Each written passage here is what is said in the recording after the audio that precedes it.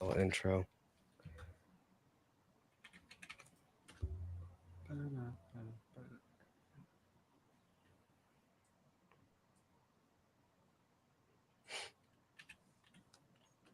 It's live on YouTube, Isn't it? I just got a notification. Why does it not show up when I? Yeah, I got it on YouTube. Facebook is also live. We are live on both, All right. with Mike Hendrickson being the first person to join. Nice. Welcome, everybody. Episode 11 of Chasin Tales. A lot of boat racing action in APBA and HRL this past weekend, and we're here to talk about it. First off, Kyle, how was your weekend at Sorel? It was a pretty good weekend for us. Obviously, it was a little bit of a bummer not getting a race on Saturday, but most of the day I was kind of like, all right, let's just go out there and race. We'll figure it out. But after watching the 2500s attempt, that I was like, maybe that would have been a bad idea. Yeah. So they did a good job calling that heat off before it got going because I don't know that we were getting through the first lap of that one, but obviously got to race on Sunday. Got two qualifiers in a final. Took second in all three heats to the same boat. Congrats to Jacob. Did a good job this weekend. Boat's obviously really fast. We gave him a good run in that second qualifier. If I remember right, the margin was like 0.44 seconds or something like that. But boat got better this weekend. That was, I'd say, probably for me, at least for a whole weekend. And I'd say the one heat, probably the best driving I've done since getting in the boat. So definitely good step forward this weekend, and hopefully we can keep that momentum going into Brockville next weekend. Definitely, yeah. It's a lot of excitement. Obviously, us with the GP had a little down on power on Saturday. Sunday got it back and then hurt the motor. I was I don't think many people are looking forward to a final as a trailer, but I was. I was geared I up and ready. know. And I'm kind of glad it got canceled because who knows what was going to come after that Yeah, after watching the 350 final and the water just changed. It's crazy yeah, to watch it change from what it was in qualifiers when you got 5 boats to then have 8 boats out there, and what it was doing off of those seawalls was just incredible. that whole in turn one was insane, man. Yeah, no doubt. I mean, you probably could get almost an identical shot of every boat that was in that 350 final if you sat there long enough, because they all hit the exact same spot and every one of them went flying. Yeah, it's crazy. Obviously, our thoughts are with Bert Henderson breaking his back and a nasty, vicious accident. Yep. Bounced off a roller and stuffed the left sponson, ripped the whole left sponson apart. Luckily, that's all that happened, that he has a broke back, but it's going to be a long road to recovery. I know boat racing as a whole is going to be hurting, having the main hydroplane builder out. But I'm sure Ralph and Jamie will pick up the slack at the shop, and Owen as well. So as long as they coordinate all the boats, and I'm sure we'll be repaired for Brockville. And there Yeah, was a that lot was. damaged.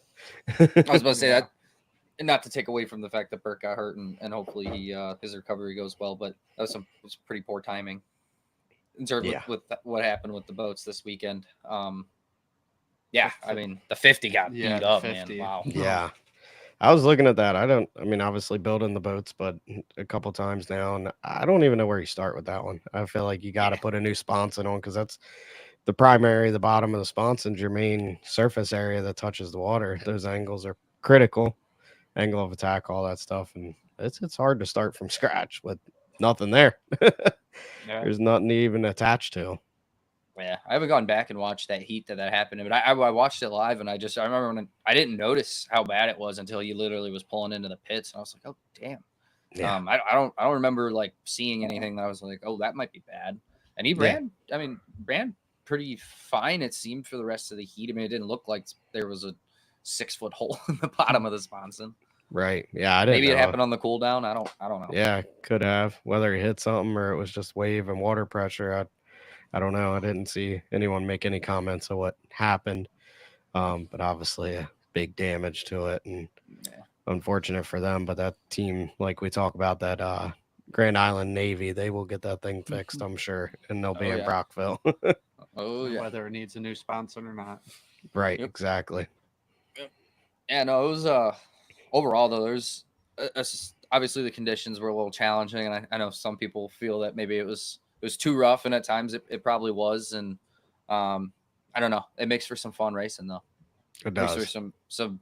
some entertaining racing. I mean, obviously we want everybody to be safe, and it sucks that somebody got hurt and we got boats beat up, but there were some really good heats this week. And I know Tommy Shannon had two in the 350, like deck to deck for 5 laps, one with McKenna and one with Paul.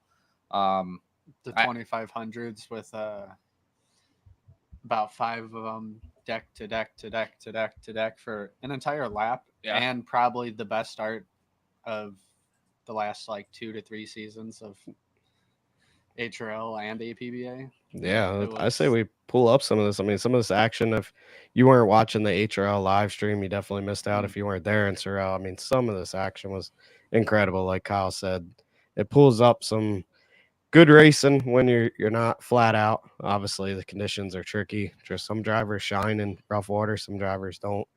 But I'd say let's try to find some of these clips and show the fans what we're talking about.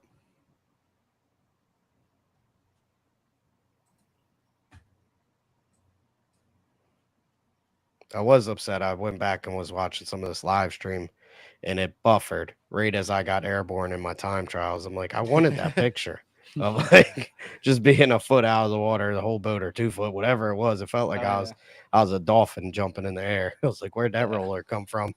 I'm flying through the air right now. I just realized I was pulling the SD cards from the GoPros, and I realized that that last, I think, 2 laps of the heat with Jacob, where it was really tight at the end, just ran out of memory.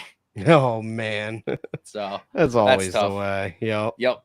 So we'll get some new SD cards or get these ones cleared and be ready to go next week. I also, all 3 heats, had that Insta on the mount ready to go on my visor and just never hit the button. It's hard to remember all these things. We keep putting more and more cameras on there. It's hard. I turned one on getting in the GP that was on the back deck, and then Dad turned it off. I was like, man, the one time you turn a camera on, I already did it. That's how it goes, man. That's how it goes. See if I can see what type of videos we can find here. I want to pull up that heat. The other 350 one I didn't mention was Cadets, and I think it was McKenna as well. Yeah, that was a good one. That was a good one. I'll pull up the skiff final. I just got to point out in this one, man, Max Awancio was driving his tail off, and he was putting that boat in some tricky situations. I'll pull it up right now and share it. Let's see.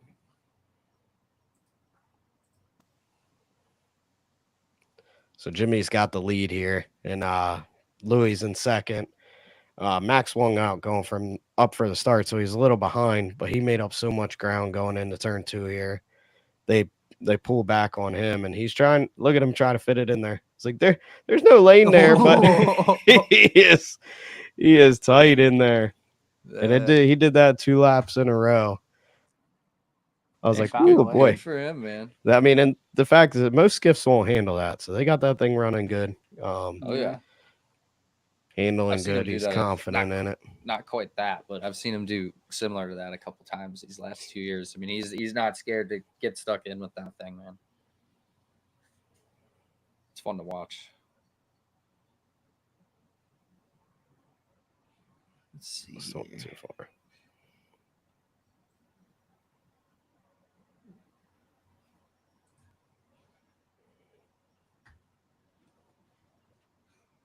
Trying to find this 350 heat with Shannon and Barber. Oh, was that on that was on Sunday, right? Yeah. I got that one pulled up probably on Sundays.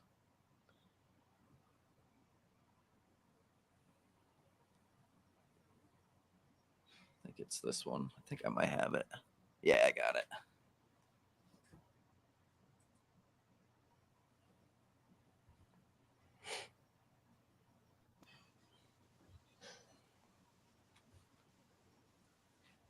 Paul's in there somewhere. Oh, he was in lane 1, right? I think. Was Paul on the inside? Maybe I have the wrong heat. Paul's in this heat too. I feel like Tommy Shannon had to work hard in every heat he was in. Yeah, that's man. You're watching the Consi. That's where Bert won to get into the final, and Then Tyler won his consi to get into the final, I believe. So they Kinda did do wild. the double consi again? Yep. Okay. And then for the That's cool. first time ever, we had all three of them in the same heat, and unfortunately didn't work out for all of them. But No, Tyler it did not. pulled off the victory in H350 because there was a lot of gun jumpers and other penalties. So it's good for him. I'm sure it was hard to celebrate when your brother's hurt like he was, but I'm sure Yeah. now that everything's settled, he's able to celebrate, and I'm sure he'll pick on Bert a lot, saying, "Yeah, I won the first duel." Hey, he earned it. They're not having luck. There we go. I started just clicking. I think I found it though. Yep. Yeah, we'll just let it run. If I remember right, I was kind of walking around the pits, but this was 5 laps, start to Yeah. finish. Deck to deck. It was, I mean, it was this as a driver is the hardest thing. Obviously, you were in a situation like this, but to run that hard in those conditions, side by side, I mean, some of these rollers are hitting. You don't really know where the boat's going to go. Yeah, and I mean, just the desire to stay in it when I don't think anybody was able to just keep their boat on the water easily coming on that backstretch on Sunday, and you don't want to lift. I had to pedal a lot, but there was a couple where I come out and I look over and Jacob's right there, and it's like, all right, well, we might have to stay in it a little more on this. Might have this pushed lap just a little bit further down there. Yeah, that last lap in that one heat, I thought he had kind of gotten away from me, and he did to some degree. He slid out and left me a bunch of room, which let me sneak back up the inside. But that whole backstretch, I was like, this is the last chance right here. Yeah. Man, this looks like some 2.5 stock racing with the tight, keeping them tight to Dude, each Tommy other. did a really good job of hanging right on the outside of him there, man. He's staying right there. I love that boat. That might be my favorite boat. It's so pretty. Yeah, the color. The color looks real good on the water. It's a great team too. It's a bunch of friends and get together, and they're just over there having a blast. I got a fast boat. It's really cool. This weekend was the first weekend that I've been at a race where we had a Honda parked next to us, and you guys weren't kidding. When they fire those things up, it's just like not on. You don't hear it. I'd look back and I'd be like, I swear there was one point where I heard our generator over their boat. Oh wow. A Honda power generator. And he was kind of making up ground on the outside there too. Yeah, he was. Yeah, this lap he made a big push this lap. God, that thing is floating. Yeah, he's running it loose for sure. And as you see in the background, that's a freighter that just went by. That's not a one that parked. No, so now they're probably about to start dealing with some freighter rollers. Another tricky thing of running some of these river races. We obviously going to have that same thing happen at Brockville. Yeah. If this you don't see them coming until like the last second. They just kind of pop up. Yeah, Paul drove in. I think we're coming to the white flag now, if I remember correctly, watching this heat. Unless that's the checkered. Basically. That was the checkered. Wow. What a finish. Yeah, he sent it in there that last lap, and that's what won him that race.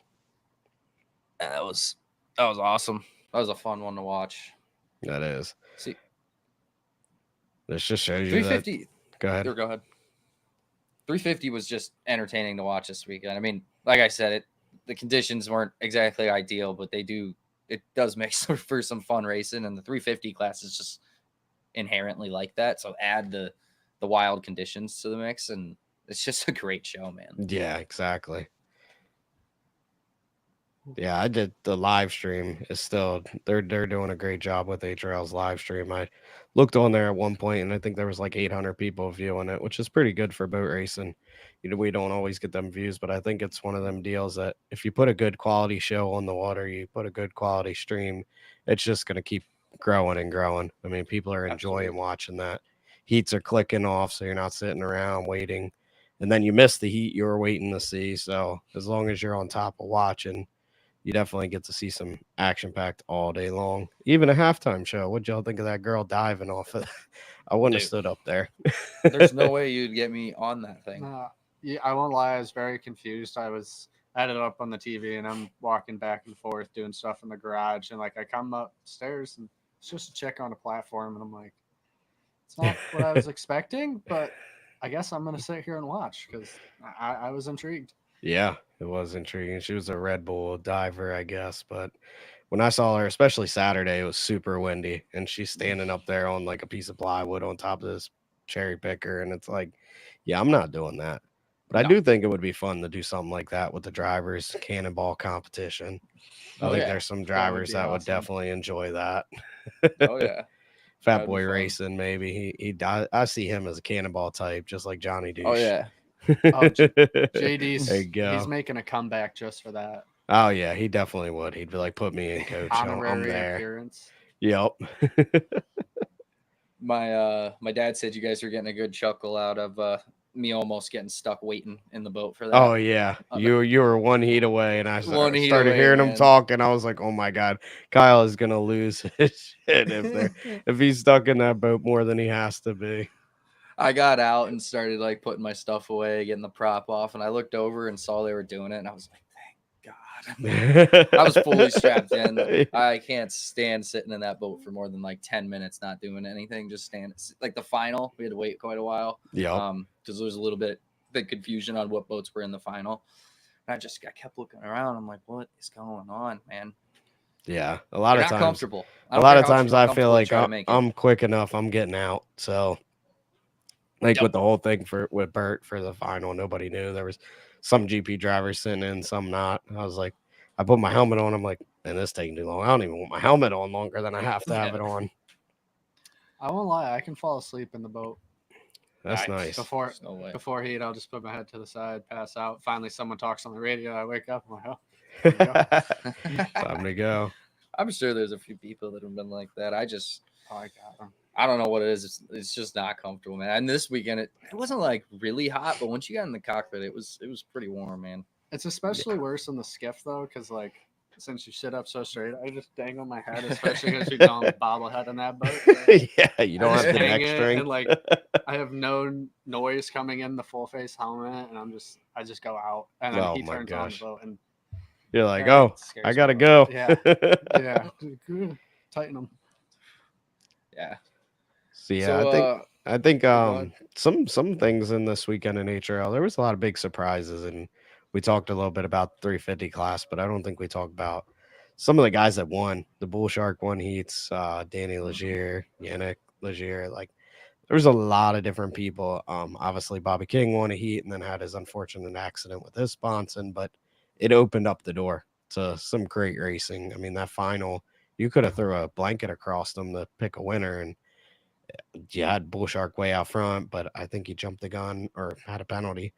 But there was I I mean, can't remember what the penalty was for, but he got a penalty. it's just incredible to show that class. I mean, these guys weren't always front runners, and now they've again we talked about earlier episodes about updated sponsons on some of these boats, and now they're contenders. I mean, you're going to be talking about these guys winning Brockville now, I think, and I don't think we would have guessed that a couple weeks ago. Yeah.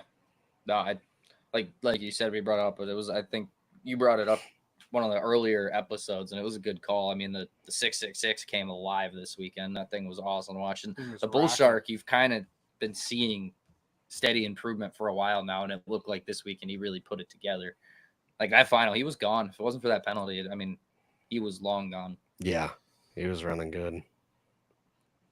I wonder. I'm just curious because the basically boat after boat crossing that or entering that first turn in that 350 final. I mean, you can pull that up. There's some pretty Bull Shark jumped the gun. So he's Jumped the still, I gun? mean, he's still with all the penalties. This is crazy. It's a 7-boat final, right? And all the penalties, he still finished third. So at least you salvage something out of it, get on the podium. That's real cool. But So does that the mean win's coming? Does that mean obviously? So Bert didn't finish that heat. Does that mean outside of Fred and Tyler, everybody else got a penalty? Yes. Yep. Wow. Yeah. Bert would, if he would have finished and no accident, Bert would have won because he didn't have a penalty. Damn. And he nailed that start on the outside. Yeah, he did. Yeah, I think Tyler's onboard footage is wild. Yeah, we talk about that sibling thing, and it's like Kent and Bert put you in a bad spot. Kent by jumping the gun, Bert by beating you to start. And there wasn't much in turn one. No. I feel like in that class, man, you stick 8 out in the water for a final. Like that's the best you're gonna get if you're not side by side with them. Yep, exactly. Yeah, you got to be up there for sure. Yeah. They throw so much weight each way. I mean, you got to have your boat there. Otherwise, back Yeah. out. I mean, Tyler did a good thing to back out and then just start hunting from there. But I mean, again, the conditions, you can't hunt much. Where at a valley field, you might be able to make up a couple positions because you know what's coming. I think that's the biggest thing of this weekend. It ain't that the race course was that rough. It was the unpredictableness from like Yeah. the boat traffic and the water coming off the seawall, and just we weren't all used to that. Now every year we go back. I mean, I think it'll get better. Hopefully they control the boat traffic a little better because I mean they put on a great event. The concert, you Mhm. were there Friday night with Matt Lang, good country singer. Didn't know Quebec singers were American country singers, but that was Neither pretty did I. cool. Neither did I was I. like, oh If I wouldn't have heard him talk first, I would have never guessed that dude was French. yeah. I'm trying to Okay. figure out how do you go from speaking French to singing in a country accent American English? Yeah, Like, I don't know. that's But like, impressive. dude, I've seen stuff on like America's Got Talent where there's like people that speak completely different languages but they can sing like Kenny Chesney just It's fine. And crazy. it just it doesn't make any sense, man. Crazy. Oh no, so I mean, obviously we kind of mentioned Tommy Shannon. He had a really good weekend. Mentioned Bull Shark, Danny. What about some of the other classes? I think in 2.5, obviously John Shaw got back in the winner's circle. It would have been interesting to see how that final would have played out if without Eddie looping it going into the first turn. Yeah, we actually both of them looked. have footage of that here. I don't think he's Do we? even posted it yet, so it's a Chasing Tails exclusive. I will pull Oh, up. But yeah, as you're saying, a lot of competition. I mean, Kevin Smith ran good. I think he won a heat. yes, he did. Grant Liddycoat, who was our pick to win the weekend, he won a heat. I mean, outran Yep. John, I believe. It's hard to, as think so. racers, unfortunately, for you guys, Chasing Tails viewers, for us to watch and catch every heat.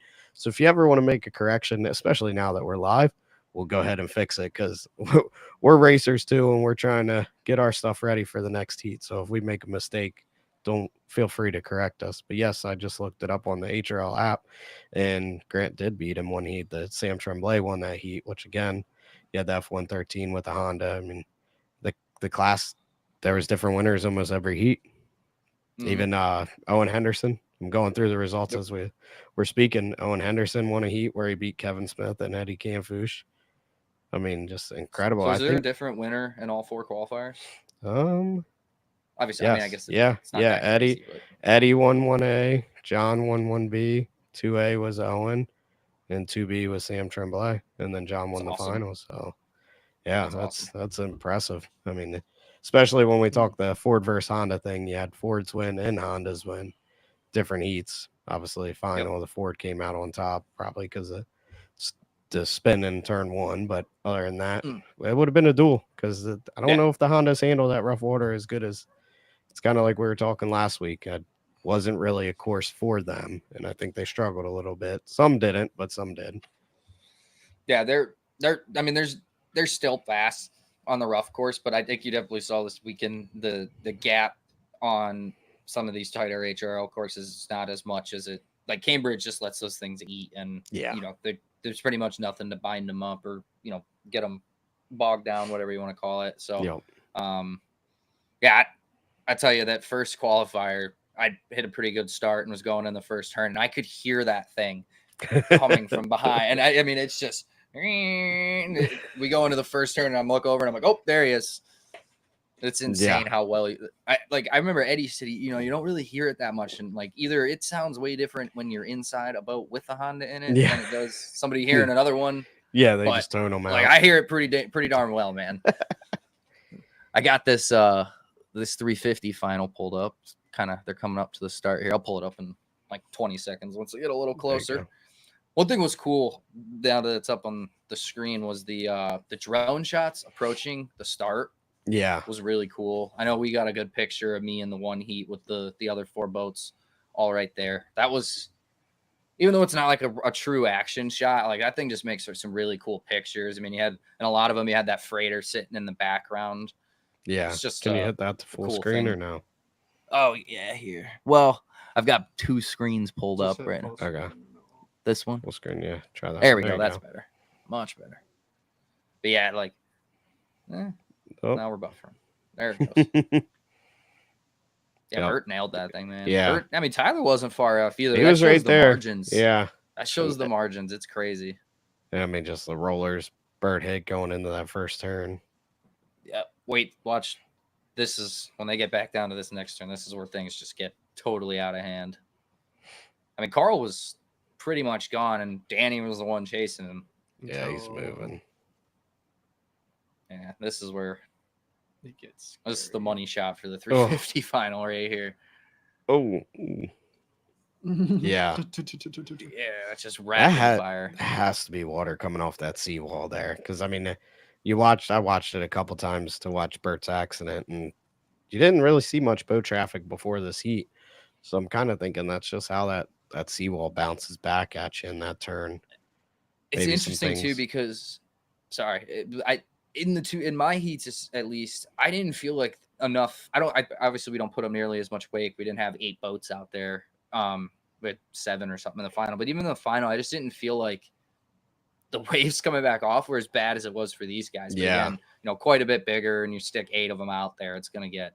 And that's where Bert crashes, right? Yeah. 3, 2, and Ugh, just a hard stop. And watch everyone else come through here.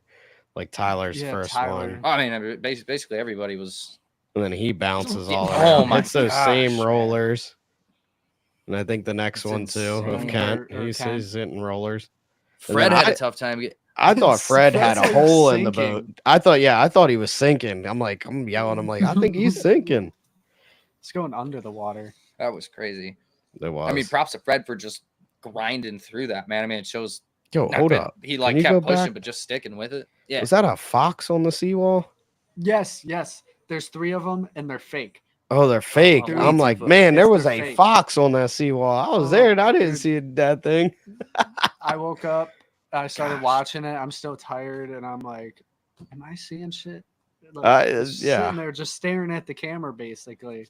Oh my gosh. There's like 3 I of didn't them. even They're like notice stone that. or something. It's wild. Oh wow. That's That's I didn't even wild. notice it I didn't then. notice it. Yeah.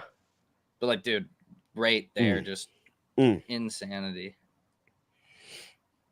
It was Yeah. wild watching how slow these guys had to run just to get through that. Right. Yeah. I mean, they would let it go on the straight a little bit, but They're probably 15, 20 mile an hour off through that corner than what they normally are. Oh yeah. They're that fox. The only part, like other than that heat, the only part of this course that was consistent was the exit of 2 or like the second half of 2. It got really choppy right there. It was just like totally different water than the rest of the course. Right. And that turn was weird, man. You explained it to me a couple times before my first heat, and I still just didn't I really literally understand it until I went through it. I went in my time trials and I was like going on the pins, and then all of a sudden I'm like, that buoy is way over there. I was like, man, I missed that. Then I'm talking to Andrew. I'm like, I'm pretty sure I blew that turn. He's like, no, that turn's that bad. Like, we need to try to work on that before we go into a heat. But unfortunately, I guess that's just the way the cards fell this weekend. We had to run that course. Yeah. Everybody kind of They made do. Fine, Yeah. it seemed like. Yep. I think it just took everybody a heat to kind of understand the arc changes a little bit. You run a little bit farther off the buoys in that second half. Yep. I know the first heat when Jacob went barreling in there, I think it caught him a little off guard, but he corrected it pretty good. We'll talk about throwing wake, man. That boat sends water flying. There's a picture in that was final. just, I thought he went around. There was a picture just posted. I don't know if it was the first heat or the final, but man, he is like staring down a buoy. I think that was the final. I think that was. I'm like, woo, I think that was lap 1 of the final. I remember watching it back. The announcers kind of were like exactly what you just did in that turn. Yeah, it's wild. Fred with the most casual second place of all time. I love it. Just cruising. But man, that's people don't understand that either. That when you're going around, I mean, they're not pushing it. They're trying to be safe, but you get beat to death going that slow. Like, I hate driving a GP like in the warm up because you're just chattering, you're banging around, especially like a place like Valleyfield in the final. Like, I'm like, get this race started because it's a lot smoother when you can be on top of the water. Right. Yeah, that's the warm up. There was, I can't remember what heat it was, but one of the warm ups, I was coming down the back stretch. Kind of Look at Eddie's hair. Nice hair, Eddie. Had the wind blowing and everything. But no, we there's ran into one of those holes, those rollers, and I saw it coming from quite a ways away, and I was just like, damn, there's nothing you can do. I'm already going slow. Like, you just kind of got to eat it. And boat went down and popped back up, and I was like, whew, Yeah. really hope that's not there when we come back around. Right. For the most part, I was able to stay above it. I told my dad when we went into this weekend, I was like, I might have to drive a little like Bob this weekend. Yep, very much. Yeah. Bob doesn't know when it's rough. He just drives like it's still smooth out there. Yep. Well, I mean, he's always said if you can stay above it for the most part, it's a little bit better. Yeah. Yep. It's too bad he's not here tonight because I think he's about the only one that could give us a true insight on what Bert went through there. Oh, for sure. For sure. That's probably in terms of it was a skiff, but that's Yeah. true. That's true. I think mine was a little softer because the water pressure blew me back. Yeah. But yeah, I mean, hats off to the rescue team and all the EMS people that helped Bert get out with less injury. I know there was a lot of unknowns of how to get him out. I mean, we're stuffed in these things like sardines, so you got a guy complaining of back pain, and you're trying not to injure his back anymore, getting him out. They did a dang good job. Didn't have to cut the cockpit like they thought they were going to, and that was we're gonna be able to the get him worst. out. So that's Yeah. good.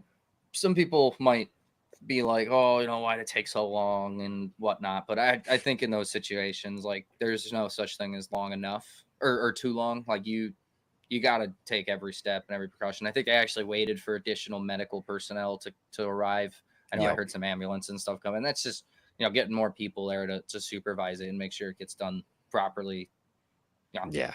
Depending on the severity, it can save somebody's life. It can save their ability to continue walking. For They sure. tell you not to move like after a bad accident for that reason, because any slight movement, you're paralyzed or dead. Yep. Yeah. Yeah. And Luckily, he obviously knew he was in more pain. And I mean, to be in pain when you have that adrenaline running, something's wrong. Oh yeah. I mean, Oh yeah. it took me one time when I flipped a bird in Webster.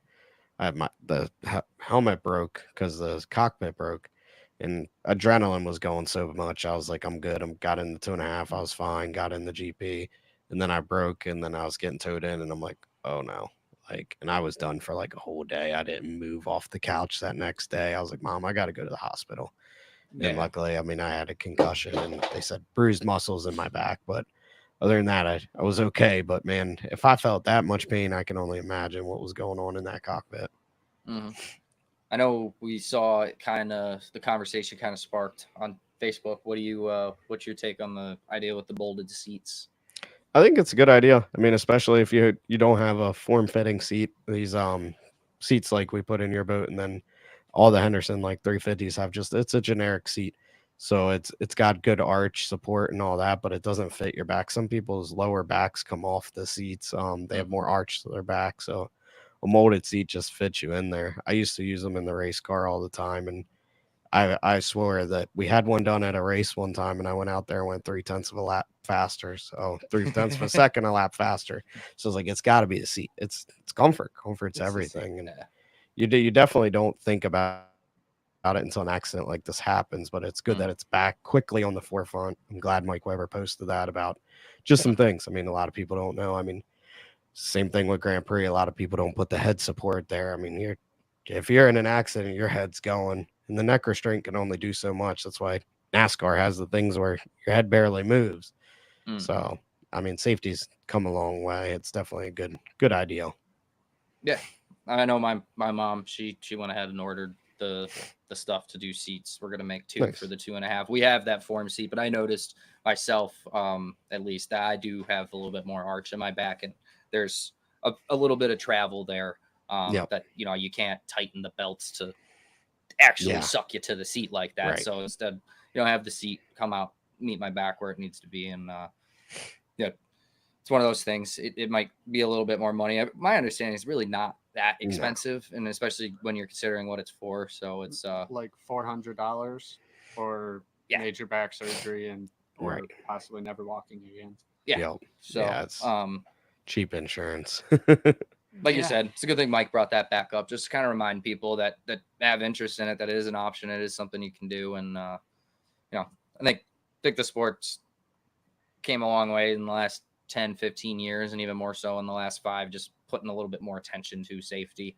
The boats are quite a bit more safe than they used to be as is, but in this, it's inherently dangerous. So anything we can do to be safer is always a good idea. 100%.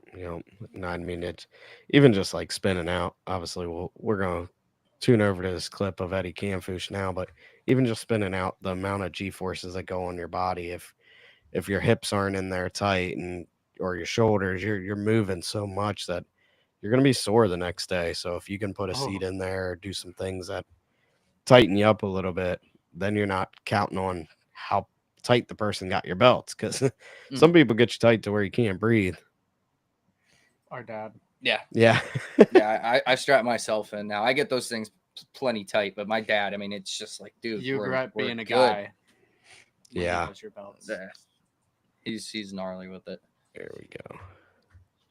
So yeah, this is exclusive footage. Thanks, Eddie, for sharing his spin in the 2.5 or 2500 final. Looks like we're coming around turn 2 up for the start. Now, do we know, does he have the same magnet clip that we have? I think so. There's something Curious if it fairly stays similar. on. I believe it does. Yeah, I'm pretty sure it does. I think anything like real violent or like a stuffing accident, such as like birds. Wow. It's going flying, but it's honestly safer for that to happen. Did it play on your screen, Brandon? Yeah, it did. Did it It's not really play? it's like it just skipped to after it on ours. No. I don't know if it might have played on the live though. All right, we'll try it one more time. Yeah, this thing just snaps around on him. I mean, he's going down there nice and smooth, and looks like it almost fell in a hole right before he even tried to start turning in. Yeah. I'm sure he has slowed this clip down and watched it a million times. He's lucky he didn't. I think he did hit that buoy. He's lucky he didn't dislodge it. We would have definitely gave him a Chasing Tails Buoy Hunters Club. We do. Yeah, that was great. Oh yeah, I think he definitely made some contact with it. That thing leaned out a lot. I expected that thing to get taken out way sooner, because somebody in lane 1 gets pinched. Like, there's not really anywhere you can go. Right. But it's a good job, Eddie, for getting back going after that too. The spin, and I don't even think the Honda stalled. So good for it. Electronics keep you going. Like carburetor, you would have been like, dang old dinosaur. we do owe Adam Carruthers a Buoy Hunter shirt. He actually came up and told me. I didn't know. I missed it, but he came up and Adam pointed it out.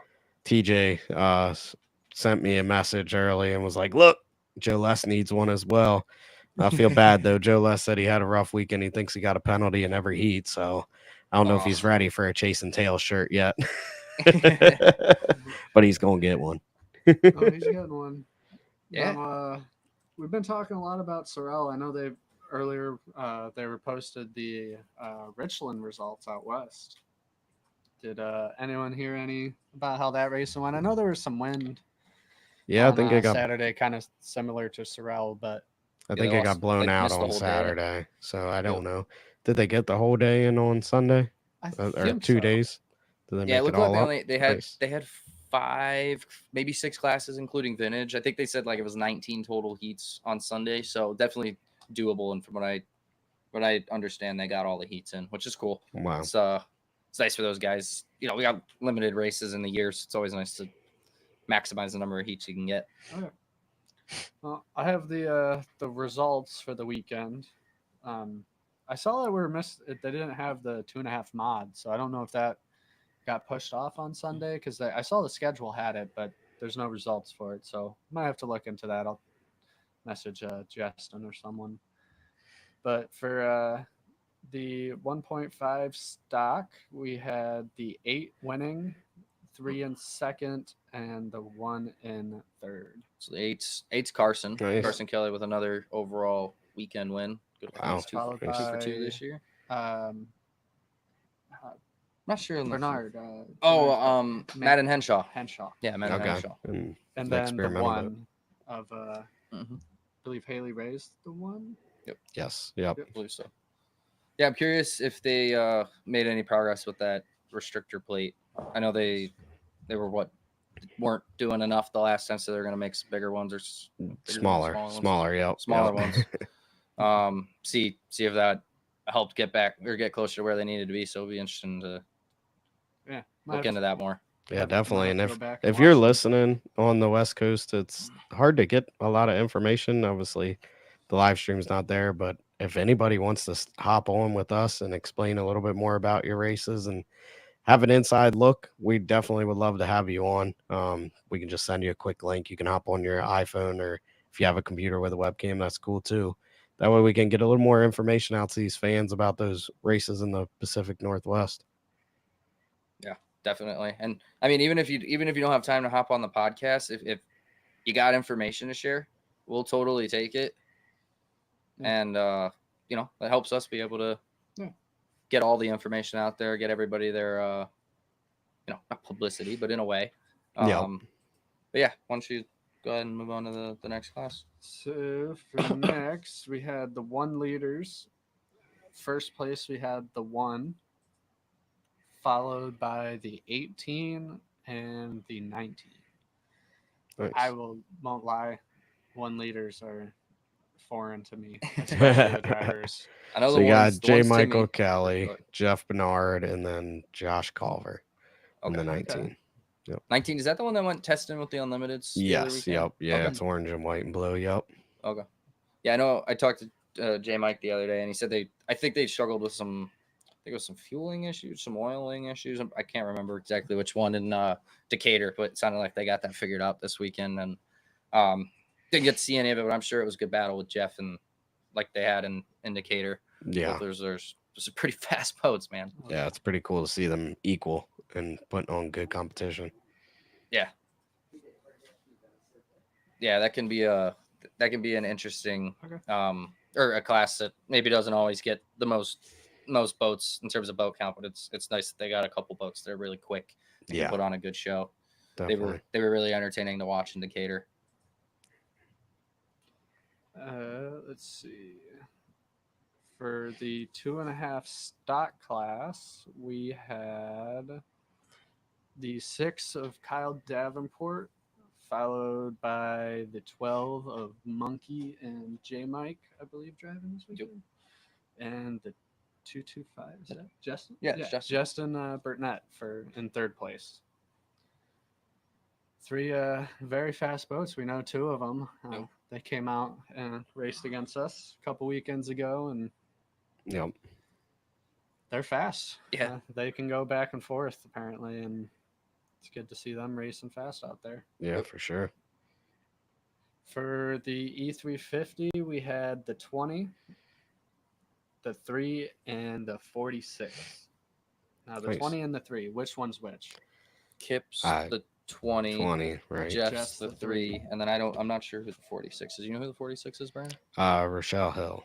Yep. Okay. All right. Yeah, it's a Jones boat. It's red and yellow, I believe. Okay, yep. I think did that one run in Chelan earlier in the year? I think so. Yep. Okay. Yeah, I think I know which one that is. I think there's a couple people out there trying different power plants, trying to go into the future again, like we talked about with the Honda going into some EFI stuff. I'm not sure if that boat has one in it or if that boat has a 350 in it. I'm not sure. Okay. Yeah, it's interesting. It seems like every some odd years you start seeing people starting to try some new things, and it's like there's kind of like a cycle. Somebody kind of figures something out, and over 5, 7, 10 years, whatever you want to call it, where you kind of starts figuring things out, and then I don't want to say people get to the point where you can't really get faster, but definitely, I mean, every engine's got a limit. Every boat's got a limit. You got a guy like Bobby King right now, like that dude's setting records, basically untouchable when the boat's running. Obviously, a little unfortunate what happened with him this weekend, but I know that they'll get that thing turned around. I'm sure he's already grinding away on it. Oh, I'm sure. But yeah, I mean, it's interesting to see the sport trying to move in different directions with different power plants. Obviously we've talked about the Honda debate. They're fast. They're really fast. It's fun trying to catch it though. I like the challenge of having something to chase. Like obviously I would love to just be out front and winning, but it's fun because after every heat you're trying, it makes you dig a little deeper. look into, every aspect. We've moved the strut a couple times this year, messed around with jets, different props, and that's kind of the fun in it. Sometimes is getting to try new things, and I've learned a lot just this year working with a brand new boat. You were kind of showing me how to measure props this weekend, and just a little bit different aspects of the props and how those affect the boat. And to me, that's one of the most fun parts about it. Is I've obviously been around the races a long time, but I feel like I probably didn't learn as much as I should have in the 20 odd years I've been watching them. Yeah. But I definitely feel like I've made up for some lost time with that and this year, and hopefully keep learning more. And I don't know that I'm really ready to help out too much on this. Still a tool guy on the GP, but maybe we'll get there. For sure. I mean, I feel the same. Obviously, I've done a lot in the sport and have a lot of success, but building the two boats now, being involved more into it, and obviously going through angles of attack and having all these ideals to try. And I leaned on my man Ray Lynn a lot. Obviously, we had a lot of success in the 350, and I learned a lot from him. Matt always says that he Ray would always do something wrong just to teach me a lesson. I'm like, what is the fun in that? But I'm like, and how'd you know that secret, Matt? Because I was over here thinking, all right, this change is gonna work. And he's like, I'm like, no, Ray, I don't think that's right. He's like, so in his mind, he was just like, yeah, I was just testing you. What's up with that? So maybe we're gonna Okay. start doing that to you, Kyle. We're gonna send you Oh, backwards. We're gonna man. put the skid fin on backwards or something. No, we're Leave a going the skid right fin cover on. direction. Oh, So man, no, the comments are a let's. little crazy in here. I see Yeah. Mason was late. He's late to his starts again. That's what Kyle Pipe says. That his starts are flawless. I mean, how'd y'all like Kyle Pipes being on this show last week? It went off the rails. He is a wild man. That's our River City printing sponsor. He's doing a lot of t-shirts for race teams this year. So if y'all need t-shirts, he's a little busy trying to catch up with us now, but he'll fit you in. He'll push you ahead of us. You know how he does. So he does all kinds of crew shirts, t-shirts, hats, everything you can imagine, trophies, whatever you need. He even does participation trophies for himself. So I was just sent something by Connor Harnack. Shout out to him because I think we would have totally blown over this somehow. But very important topic. Tommy Thompson announced as the driver for the Wild One in Gunnersville.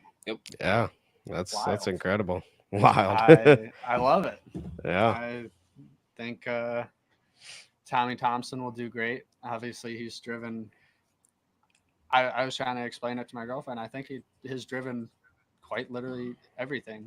Yep. Skiffs, A, S, Y, Unlimited, Grand Prix, Yeah. probably Cracker Box at some point. Wouldn't be surprised.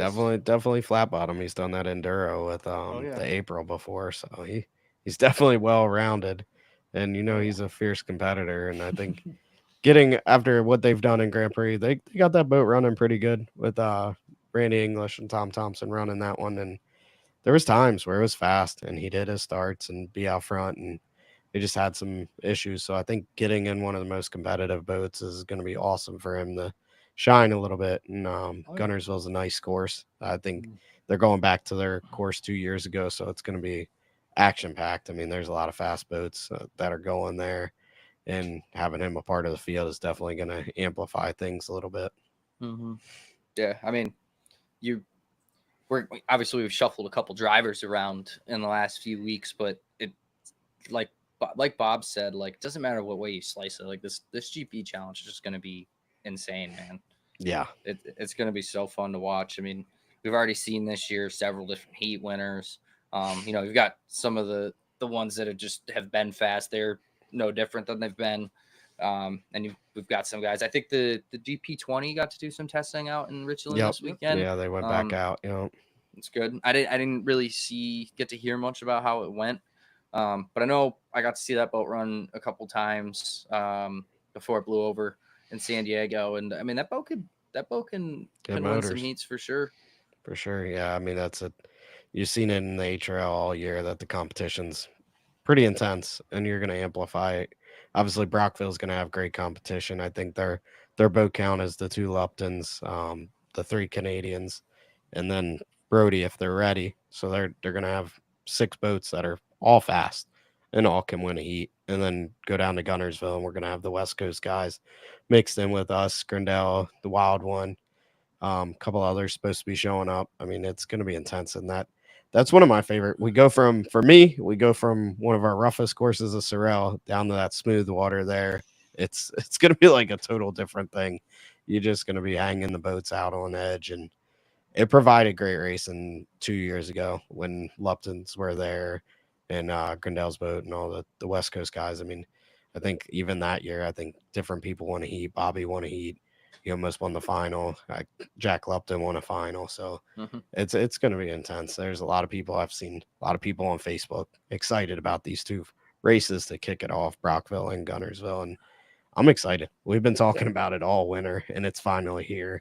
And I just hope everybody can make it to Valleyfield, because if we can show up to Valleyfield with 14, 16 Grand Prix, I don't think we're sleeping at night. At least I No. won't. No, Definitely not. that's gonna be crazy. I mean, it's obviously it with the attrition of the Grand Prix class, it might be a little tough, but four boat qualifiers Yeah. each bound With fast boats. Yep. with fast boats. I mean, that's crazy. That's going to be so fun. And let's say even if it's 12, you get 3 4-boat qualifiers or 4 3-boat qualifiers. Like that's more Grand Prix racing than people are used to seeing in a weekend. That's going to be like 2 weekends worth of Grand Prix racing. Yeah. And it's I can't wait. I mean, I've obviously since Uncle G got into GP and then you got into GP, I started watching the Grand Prix class a lot more.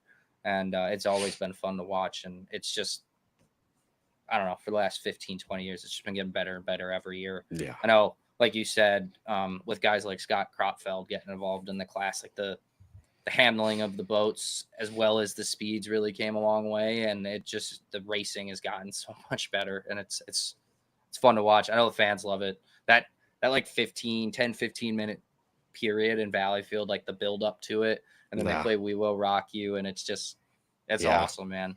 Yeah, that's definitely a lot better as a fan than as a driver when they take that long pause and you're just sitting in the boat and it's the biggest final of the year, sometime of our careers. Like it's crazy, but we talk about those changes that Scott Kropfeld throws out there. How about that spoiler alert?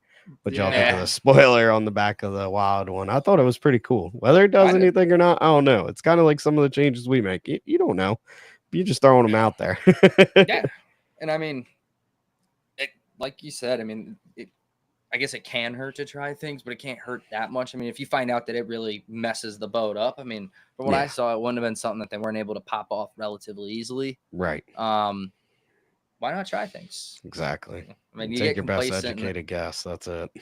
You get complacent. And that's when people start catching, see it in 350 class. You got boats that were finishing, 10th, 11th, something like that last year. They're winning heats now.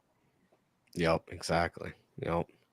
You can't just stay complacent. That's for sure. Not in this sport.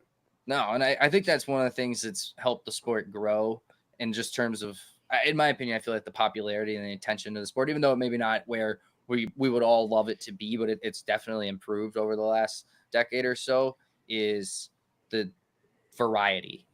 There was a point in time where it's like in every class, there's kind of the same 1 or 2 people winning every heat, whether it was APBA or HRL, ACHA, even at the time. But now it's pretty, you get a pretty good variety. So far this year, we've had so many different winners, and we've had 2 races on the West Coast, 2 HRL races, and 1 non-HRL race on the East Coast. Yeah. And a lot of different winners. And that's something that's good for the sport. It's good to show more names off, more racers off. And I think that's only going to continue. You got a good crop of young drivers kind of entering the sport now.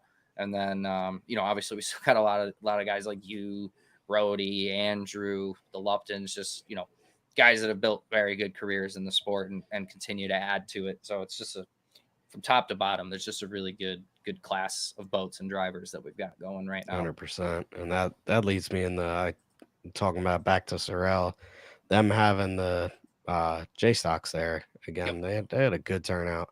All them kids were having a blast. I know some of the kids were nervous. It was their first event of the year, but I got to walk out there and watch them. I still don't understand the starting procedure. Neither do I, guys, where you can just do circles and then go up to. I mean, this guy's just doing donuts. I think that's Oliver Messonov. I could have that wrong, but I was they're so all over the confused. course. I'm 31 something like that years old, and I'm confused. I can only imagine these 9-year-olds. They got to be confused, or they're smarter than me. I'm not quite sure which one. Yeah, that guy. That guy hit a good That start. was a pretty good start. Yeah. Yeah, it's fun. It's fun to watch those. I got to be honest. I was surprised just knowing how that race has gone the last couple years. I was like, they got the novice class here. Like, Yeah. they I made them know. tow those things. They- I mean, they put them in a trailer, but they made them Yeah. bring all those all the way up here. Like, I just didn't think there was a shot that they were going to get on Yeah. the water. Thank God they were early in the morning Sunday. There Yep. was no shot they were making it Nope. Saturday. I think them kids Nope. were like, we're heading to the playground and to the Yep. bouncy houses. I mean, I don't know if you ever got down the front stretch. They had a ton of stuff there for kids and a bunch of food vendors. I mean, they did a really good job. Obviously, never being to this event, it was cool to see. I think that's one of the threats outside. Cool to see that name keep going. Yep. They definitely seem to drive better than Mark did, but I think and the one Yep. kid, Nolan is taller than Mark now. I was like, how's this Yeah. kid taller than me and Mark? And he's driving a J stock. we have Kyle Pipes pointing out that he thought it was Bob in the warm up, just doing lost and doing donuts. circles, forgot about the clock. No, Bob and I never got to run J stocks. At least I don't think Bobby did, but you guys did, and I think you Yeah. crashed one, didn't you, Kyle? Oh yeah. I got Not me. my boat racing career was flawless for 10 seconds. Until you ran We right won't into talk another about boat, ripped the golf sponson off. carts. Oh yeah. Oh yeah. Now that was up until last year. That was it. That was all I had done was about 10 seconds in a J stock. I got out for like 30 seconds the next day, and then those engines are kind of finicky, so it shut off and I couldn't get it going again, and I never got in a boat after that. Yeah, I'm telling you, fans listening to this, I never thought either of these kids would amount to anything in racing. I figured soccer was definitely their direction because I watched them on go-karts for the first time on the little the go-kart track here locally. And one thing was wrong. We never told them where the brake was, and they went straight out of the pits, full throttle, right into the wall. One went under the wall. One at least got to turn sideways and about barrel rolled. I was like, nah, I don't think that's it We for won't them. go into golf carts or pocket rockets. Yeah, Golf carts or any of the just other mistakes. cars. Golf carts, that was Mason's fault. Yeah, take the change. Take the loony and toonies, man. Oh yeah. But yeah, it was cool to see these J Stock kids out there just getting it. I mean, they get to watch us race, and I saw a couple of them. The winners went over and took a picture with Andrew. He's a big supporter of the J Stock race, and that's where he started. And now he's Grand Prix and Unlimited, so it's really cool that he takes time out of his day and to associate with them kids and kind of be their guy that they look up to. It's really cool. Yeah, it's awesome that they bring them on stage with driver introductions. That's one of my favorite part about races, being able to get up on stage like that, and everybody does a good job trying to kind of be entertaining with it. Bert had a pretty funny walkout this weekend, and it was a good show. I didn't realize how many of the novice drivers there were this year. I didn't realize that we got like 15 of them or something like that. Yeah, they ran like 3 heats, I think. That's and crazy. then moved into the final. So that was cool. Yeah. In Valleyfield, the J Stocks are actually coming out with us, the Grand Prix drivers, on stage. So that'll be cool. That's the biggest night. Most crowd right before the fireworks, and kids are going to get to go out with the smallest class with the biggest class. That's going to be neat for a lot of them. Hopefully they enjoy that experience. I know us drivers will definitely enjoy having them a part of our deal. Yeah, absolutely. These comments are getting out of hand over here. So does that mean 2.5 stocks get the worst time slot? Yeah, I think so. I think you guys get like Thursday night or Friday night when nobody's there. just the tire kickers out there. Oh damn. Yeah, no. TJ. TJ. I missed the course once, man. Yeah, And that was fun, man. I was flying. That boat was rolling down into that turn one. I didn't do it 1 lap. I did it 2 laps. You got TJ, Bipes, and Eddie all going at you for the same thing. Yeah. Ha ha ha. Back to the novice thing. One thing I do gotta say, and I'm not trying to call HRL out, but this is twice now you guys have left the novice buoy in the middle of the race course when we went back to the inboard. Yeah, watching those guys trying to navigate that thing in the warm-up of the 2500s was so funny. Yeah, I remember in the one heat in Bahornwall last year, I came around the turn, first lap inside of Matisse, came out of the turn, and I'm like, oh shit. cranked it into the course, cranked it back. Because I'm like, in my mind, I'm like, can That's I a get hard penalty course. for hitting that buoy? Like, Yeah. does that count as dislodging? I don't want to pay $250 for that little yellow buoy. Little hippity hops. Yeah, right. Well, maybe we need to find a little reminder system to take those out. Yeah, But, no doubt. nah, I think everyone's just so excited about the kids being out there that they're like, send the next heat. Oh wait, Yep. we have a thing. Yep. No, that's cool. So they get what? There's two courses that they do by themselves. Like it's just a novice race, I think. Yeah, I think up in Canada, yeah, I think they Okay. just did one a couple weeks ago, and I saw the whole Stevenson clan was there. Obviously, Rob Stevenson was big in 2.5 stock and won Valleyfield, I believe, once or twice. See him with his kids again now, getting introduced to the sport again after selling his 2.5. It's really cool. And then obviously J stocks are all nationwide here in APBA. They race competitively, they go for records and all that stuff. So it's just new to HRL. Obviously, been Yeah. around for many years in APBA. It's cool though. I remember watching. I went up to the stands in Valleyfield last year, and like there's how Valleyfield is. There's people in the stands by the time we get there in the morning, and Yeah, it was cool. There was a noticeable crowd, and they were cheering for them, and it's obviously not like as exhilarating of racing, but everybody's got to start somewhere, and like you see every week you see those kids get better and better, and some of them you can see these little battles start to develop between the boats to kind of run around each other more frequently, and it's cool to see. That's one thing with the way it went so briefly, maybe it wasn't for me, but I think it would have been fun if I would have stuck with it and maybe tried to get a boat and not taking 10 years to get into boat racing. yeah, for sure. But again, didn't go so well early. The signs weren't exactly in my favor. So Right. Well, I think it's great. I know they tried that back in the day. Robin Shane started that program and was at some APBA inboard races, but with APBA inboard, a lot of times you're spread out. So you don't get the same people at those events. There's different people racing those boats, whether it's Cambridge or when you guys did it up in Waterford. At least now with the HRL, it's all in that nucleus. They're running all the Canadian races. So all those people are friends. I don't know. A lot of them probably go to school together and stuff. So they get to go talk about that. And back in Valleyfield, like, yeah, we race this weekend. And that's cool. It's definitely going to get them hooked. And once you're hooked on the sport, you can't get out. I've learned that.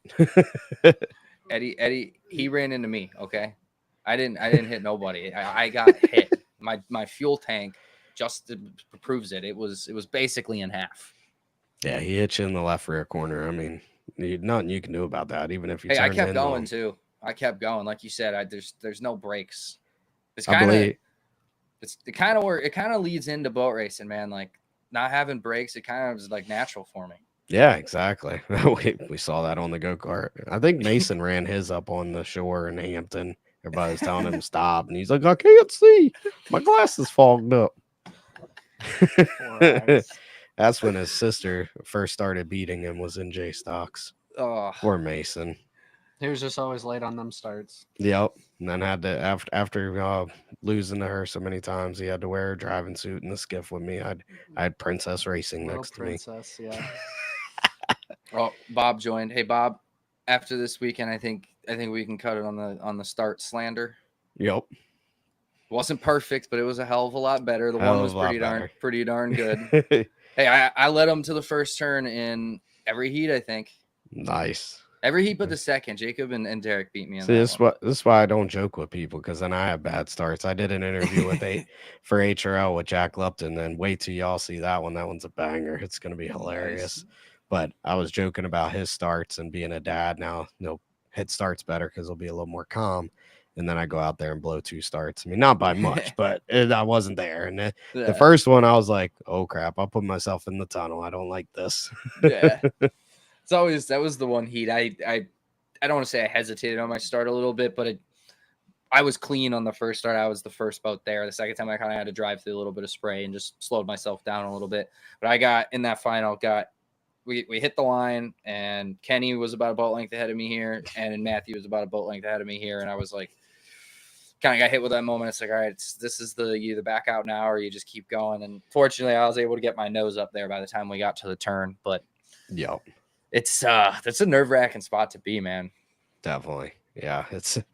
Yeah, that moment of, all right, I got to get there, especially from the start finish line down to the first turn when you're in that tunnel. And that's how I was. I was like, I was back, and I'm like, can I get to Bobby before we crank in this turn?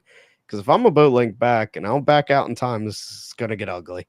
Yeah. But so you either got to commit or decommit and Yep. live the race another It was day. a pretty long run to the first turn, Yeah, too. yeah, short I mean- run to the start finish line, but from there on out, you had plenty of time.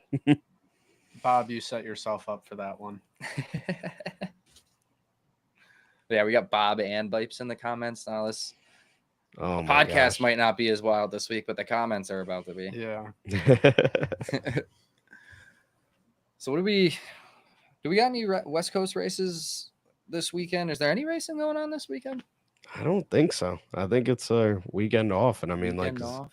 I think we talked about it last week. This is getting ready to start a major stretch for a lot of us, Yeah. and that's why we push the podcast to be live, because it's a lot of work to edit these things. And honestly, it's been a lot more fun live Mhm. for us to communicate with some of you guys, and the more people to get watching, obviously, they could slander us, or we'll have a little comment. And like I said, I Black just Lake. dropped a link in the comments. You want to jump on here? Feel free. I have a little thing up at the top that tells me to accept or decline, and depending on who you are, you might get declined, Bipes. Yeah, we let learned it our slide. lesson. We learned our lesson, man. I thought about it. So we do have a race this weekend. We have Black Lake. We also have Mike Grandel back in the chat. So Okay. and Jeff. So now Bipes can talk to them about About what he's talking to him everything he about. needed to talk about last week. Exactly. But, Well, and I saw yeah. Bipes talk about if Bob's coming out on stage with me in Valleyfield, and I'm sure if he's there, he definitely will be with me. And I believe if they do a driver's intro of Madison, he'll be there as well. Cool. At least that's what Bipes is pushing for, right? Oh yeah. Yeah. So we got, like you said, it's kind of the gauntlet comes up, starting with Brockville. You got Brockville, Gunnersville, Madison, Valleyfield. I think was it APBA Cambridge the following weekend. Yep. The 21st. Tonawanda after that. Yeah. Then APBA starts their Kind of late summer swing. yeah. Yeah. That'll be pretty back to back. I know you go like 4 races in a row, and then right after it's like 4 races in a row for me. Pretty much weekend after weekend. Yeah. It's gonna be fun. It's a long summer. I think my dad's getting his time off now while he can enjoy it.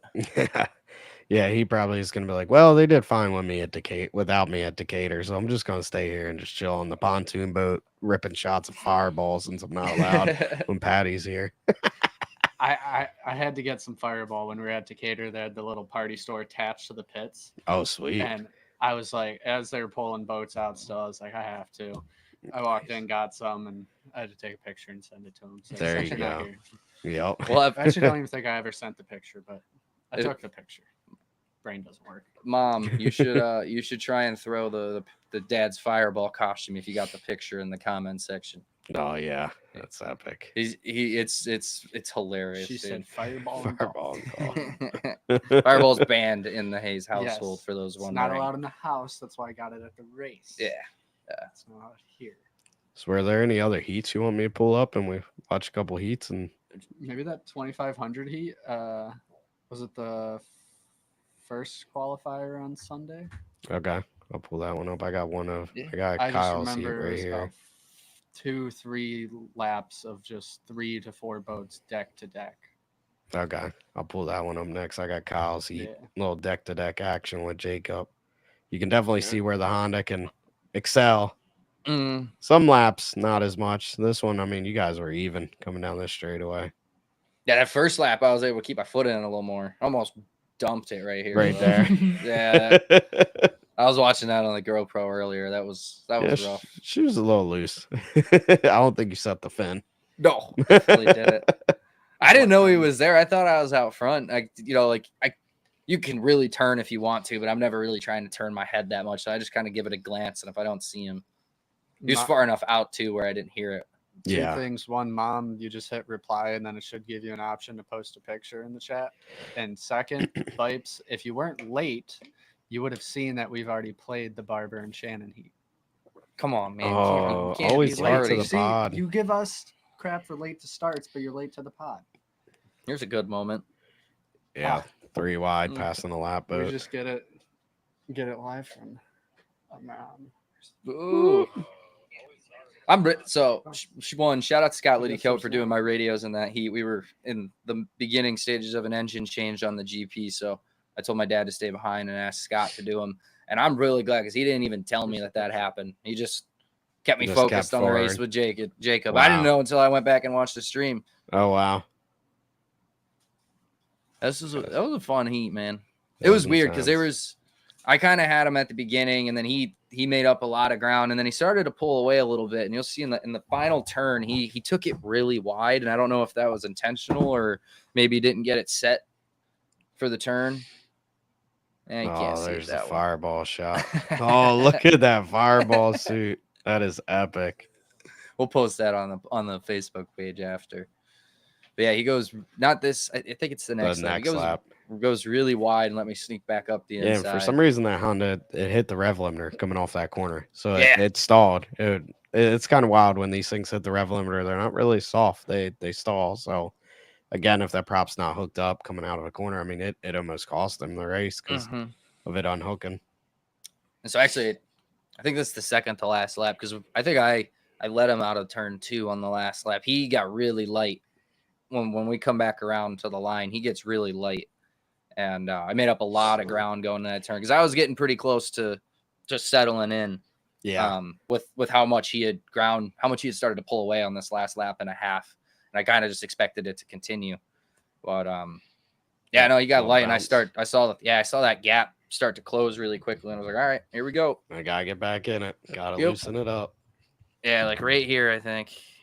Yeah, right there. Definitely got out of it. Might have bounced off the rev limiter, but yeah, it was intense. Yeah, the backstretch that's probably the most tunnel vision I've had in a boat. Was just like, come on, stay on the water. I had that wing planted and tried to get out of it as little as few times as needed. There was a couple times where it got up there, and I was like, ooh, right there. Yeah, likes to float. That thing just hooks up on the turns, though. Yeah, I think right there. It wound up hitting the rev limiter. Now y'all are coming to the finish. Close one. Almost. Almost. Ford versus Honda. Almost. That was a fun one. That was. I told my dad, I was like, "Damn, dude, it was kind of bad timing for a real banger of a heat." Yeah, but, he was watching. Shout out Scott. That really appreciate you. It was cool. Scott and my dad, without really any communication, it's like same person on the radio, same information. Don't overdo it. Just a little bit of encouragement, and just here's kind of 3:30, 2:30 in the warm up. Nice. So that was nice. Just felt familiar, and it's kind of one thing you always want in a boat race is to what you're used to. We get thrown in plenty of situations on the course as it is. We don't need the other dramatics, I guess. Dave is upstairs. He just got home from golf not long ago. Yeah, I don't know what we need Dave.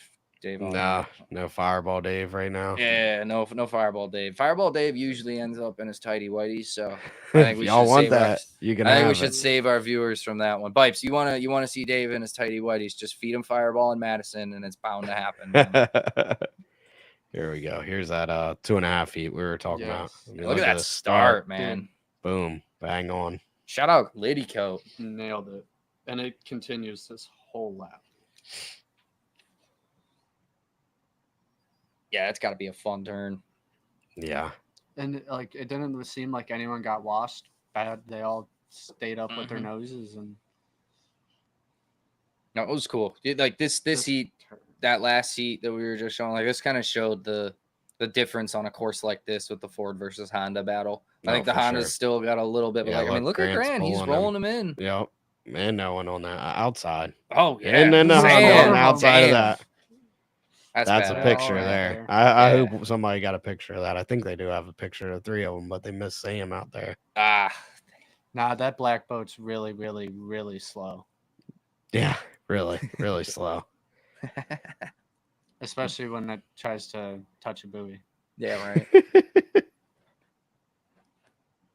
Was that the first heat of Saturday? Yeah, Second. dude. It was going to Second. be the first heat, but Oh, they that's had right. that buoy in the way. Yep, that's right. That's right. It's so funny. Like, I wonder if there was any benefit of that boat, that freighter ship, Yeah, I whatever you don't want know. to call it, being there. Like, I'm not necessarily saying I want to take it out and see what it would have been like if it wasn't there, but I can wonder, run like, out. if it did. Somebody said something the other day about next year they might try and just put a temporary seawall around the course. Yep. That'd be pretty crazy. Be Yeah. like a Could work. enclosed stadium race. That'd be kind Yeah. of cool. Be neat. I know they talked about doing that in Morgan City, Louisiana once. They were going to put all the barges there, but again, it creates a seawall, so Yeah. the water's going to just bash back and forth. And I mean, Exactly. Just maybe Again- if you could like float one that could have it overfill, but not like Yeah. on the back. Yeah, Yeah. maybe. man, you're asking for some inventions here. Yeah, right. Like Might I be said, some though, smart things.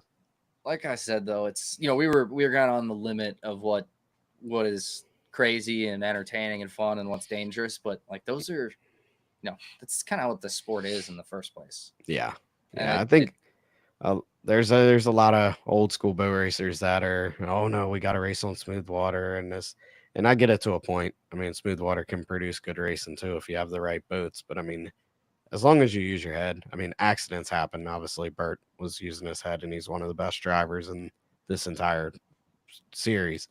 But accidents happen. Mhm. But it, like you said, adds that element of surprise. That's why Mhm. fans love the skiffs because you don't know what's going to happen. So Yeah. now you're We don't turning, know what's gonna. you're turning hydras into skiffs. Yep. Yep. There's a lot of people on Saturday that are like, throw the skiffs out there. I'm like, man, I'd rather be in a hydra than a skiff in this water. 100%. But maybe the skiff class don't feel like that. Maybe since I went swimming once, I feel that way. I know, man. I will say I like just racing in front because it's smooth water.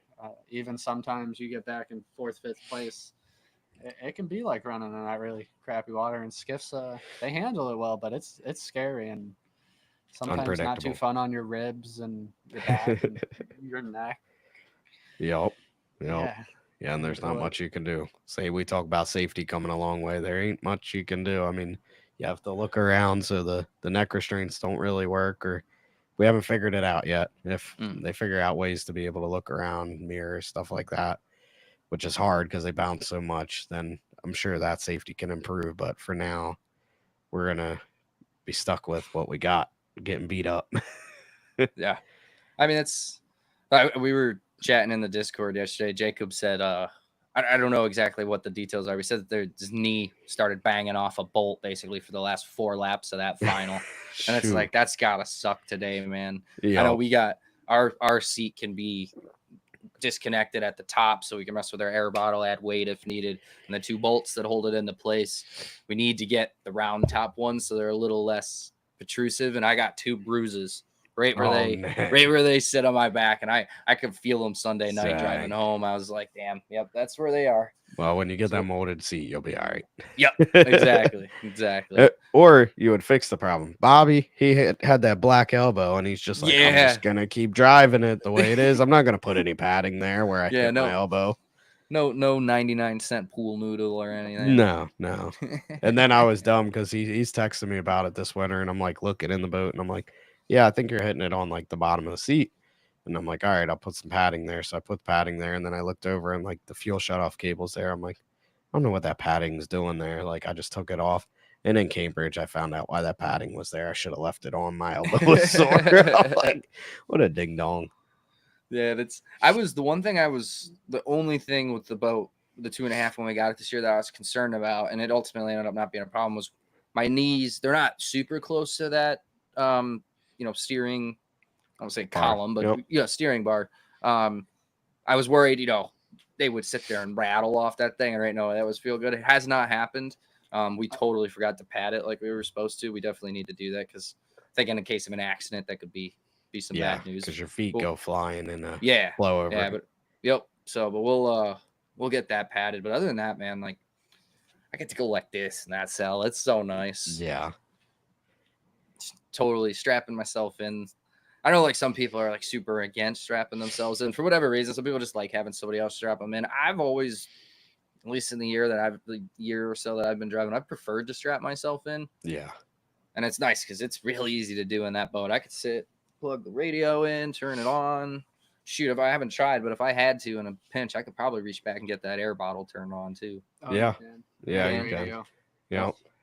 You just got it. So I heard you guys already replaced your air bottle. Would you guys suck a lot of air? Because mine's still just clicking. I No, think I only we got just like had- the gauge 200 is bad. things. We still have the leak in the mass that Oh, okay. I was supposed to ask you to talk to Tiger. Yeah, Austin Yeah. went and bought like a We'll call you. 3,000 O-ring I got set, and we still O-rings. haven't replaced it. I got O-rings. I got O-ring. I got Bobby every needs some size you can need. O-rings. Anyone at the race, you need any size O-ring. I probably gotta help. Either that or I'm just gonna throw them. So I guess breaking news. Are we doing the podcast live in Madison? Bush We can do- lattes, Fireball, Kyle Bipes. and no, I think Bob. we should do one. That's how we get Bob there. He'll be at home and on the live stream. So Yeah. we'll have Bob talk about the weekend coming up. I mean, Madison, we're gonna have a lot to talk about that week, so we could push it instead of doing a Tuesday live. We can go all the way to Friday or Thursday, do a little live. Yeah. I don't know though. I don't know if Kyle Bipes. He's usually running around with a bunch of fires to put out, so I don't know if he'll make it on. We'll What- put out Bush lattes in a line. And Come find him. We'll find him. We'll find him the next day, halfway done, just passed out in the middle of the road. 100%. Yeah. That'd be fun. I've been waiting to do one live. I think it'll be a good time. I'm sure it'll get a little out of hand, but hey, that's the fun in the live That's just the how live it goes. podcast. Yeah, right. and that'll be good. We'll be at the pit, so like people can come up and have their second of fame on the podcast, and it might be for good, bad, or the other, but it'll be interesting to say the least. Yeah. Yeah. One thing- we'll do it. One thing I wanted to bring up, meant to bring it up earlier. Shout out Brian Montgomery, man. Brandon, you drenched him before your time trial. He was standing right behind the boat trying to get one of those cool like prop turning up or spinning up Nope. shots, and you just stepped on that thing and he didn't flinch. Got Nice. smoked by the water and just stood right there. I know that Nice. shot's gonna be up on Facebook. Yeah, he and said, YouTube here soon. He said, I'm just standing there. I ain't losing this shot. But for the record, I don't touch the throttle on the GP. That's just how it fires up. Shout out Go Lithium, man. Yeah, it just won't. Yeah, I Excuse saw me, it coming too. Mike, if we do a live stream in Madison, there will be no crop field. There is not enough airtime. We'd run out. YouTube would shut us down. Oh.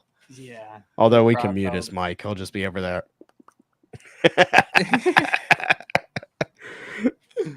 Yeah, you just put him and my dad in the corner, and they'll just Yeah. 10 yeah. years Yeah. later. They'll We'll be just done. we'll click into when they're having an interesting conversation. We'll just all right, cue over to Dave and Scott with Yeah. the latest greatest news. We're gonna have Yeah, Fireball's great. We're gonna have my dad and Scott do like a tech talk, and it would be a 4-hour weekly episode. Yeah. It's Your dad crazy, got into man. the paint this weekend of Rolls Royces, and I'm like, man, you're way over my head. Let's get back to composite talk. I kind of understand that. He starts talking about that stuff at dinner sometimes, man. It's don't get me wrong, it's not like it's not interesting, but it's just like, I don't know what you're saying. Right. I don't get Yeah. it. It's bad with them because, like, especially at our work, we use a lot of like the acronyms and stuff. And him and my mom and his girlfriend are just sitting there looking at us talk like, speaking. It's not English. Well, so obviously it was a good weekend of racing. All around. I know we're all looking for it. This is kind of like it's nice having the time off during boat racing season, but it's also you have a good weekend. It's like damn, you just want to get right back out there. I know if there was a race tonight, I would have went to it. 100%. Yeah. But what you guys? What's the situation with the GP? Kind of ready to go with that engine you guys threw in? Yeah, pretty much. Yeah, we spent some time today cleaning everything up, getting the motor out, gonna look over it and just kind of double check things before we go to Gunnersville. Cool. But the boat's all ready.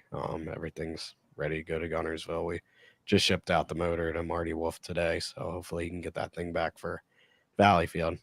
Obviously, I have some problems with it, just self-inflicted wounds again, but it's all good. It's part of Mhm. racing, part of GP racing. Yep. If you're not like perfect, then things will show you where you're not perfect. So it'll Yeah. be exciting. I mean, that boat, I just got re-excited again. Saturday was like, what's going on? We weren't sure if we were off on tune-up. Like, kept looking at data, and then we figured out something for Sunday, and it was like, oh my god, it's back. Yeah. You took off in that qualifier. I wish they Yeah. would have held together, but man, you were flying. Yeah. So at least, I mean, it obviously sucks to blow up, but to know where the speed was and the Mhm. handling and in those conditions. I mean, we talk about how rough it was, but Valleyfield Final is the roughest you'll ever see in a Mhm. Grand Prix. When you get 6 boats out there, one's a trailer. It's you go down into turn 2 on the first lap, and there's 2-foot rollers. So Yeah. I think whoever can go through it wide open this year will be the winner if they Yeah. get there first.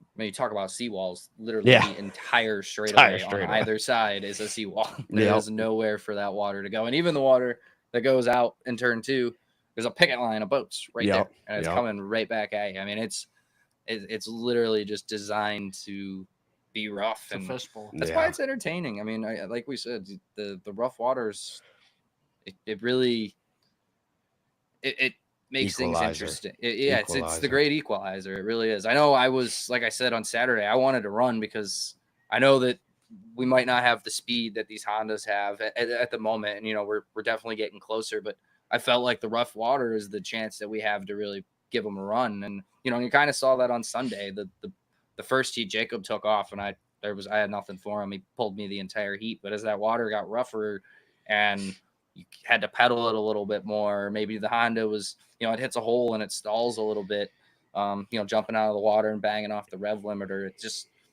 gives people that maybe don't have enough speed to let the driving do a little bit more talking. And it's fun. And like I said, you had guys, Tommy Shannon, awesome weekend, Paul Barber, awesome weekend, Eric McKenna, awesome weekend, cadets. I mean, just some really good deck to deck racing. And, it's cool to see that so early in the season.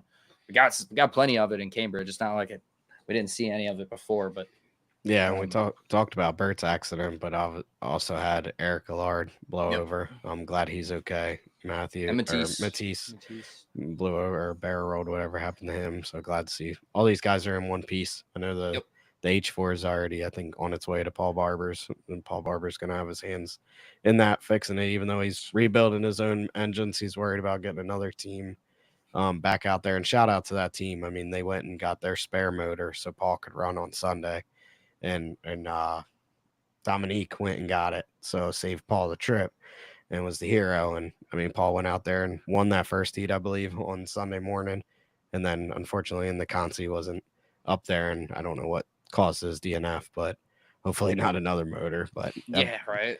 Boat's fast. He's got to keep them engines in it, and I think I'm just looking forward to Rockville with H350s, 2.5s, 2500s. I mean, the competition's stout in HRL, and it's going to be an exciting show, Grand Prix as well. And yeah, it's going to be awesome. And yeah, I know we talked about it. Oh, go ahead. Eric Lacoste commented that Matisse's engine is fixed already. It's ready to go. So we'll be out there again in Brockville, ready to try to take another victory. Awesome. Yeah. I know we talked about it when we had Eddie on a previous episode. He kind of explained the difference between the 2.5 and the 2500 class. And it tightens up. I noticed the 2.5 class this year. It's different than last year. Yeah. I'm not saying it's quite at the level of 2500, but it's tighter. Most, you got Remy who's joined this year. You got Benoit who's joined this year.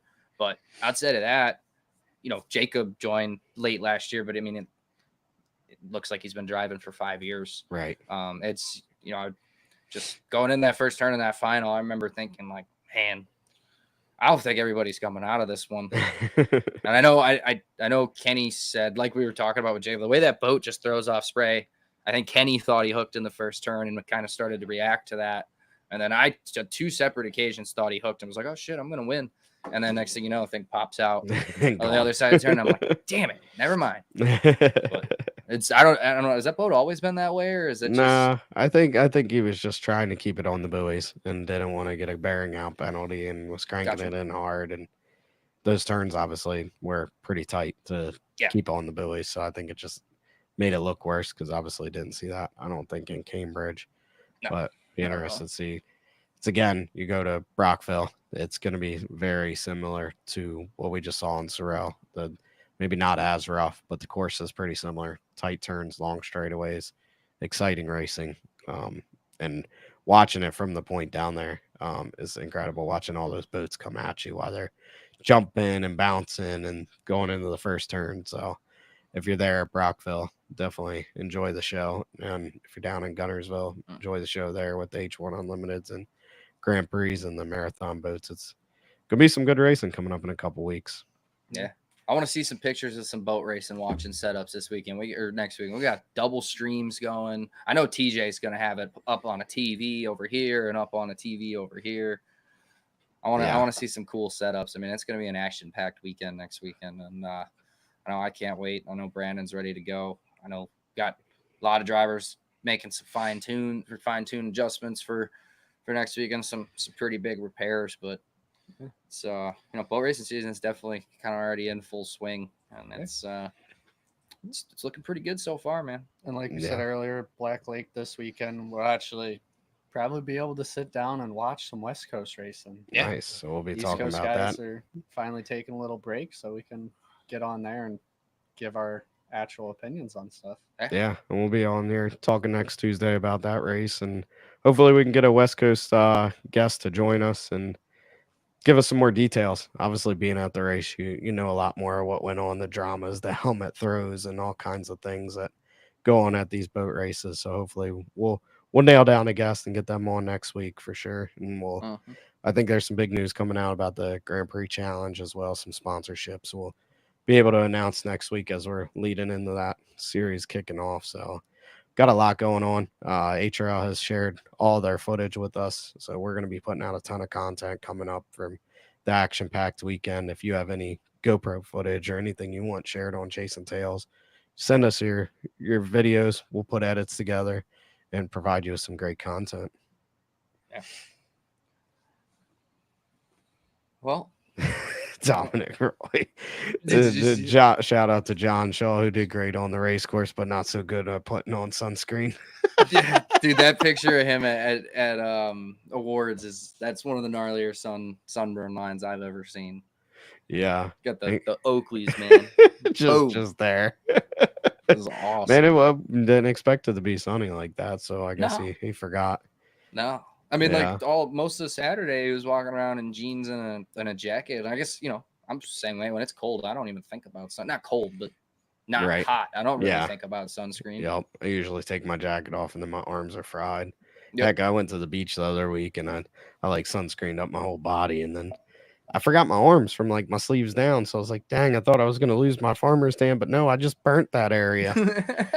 Carson's like, do you know how to put sunscreen on? I was like, apparently not. No. That's why I let you do the kids. Otherwise, they'd be all red. Oh, yeah, little tomatoes. And Bipes, yes, we'll have some reels from last week's episode, some comedic relief for you guys coming up.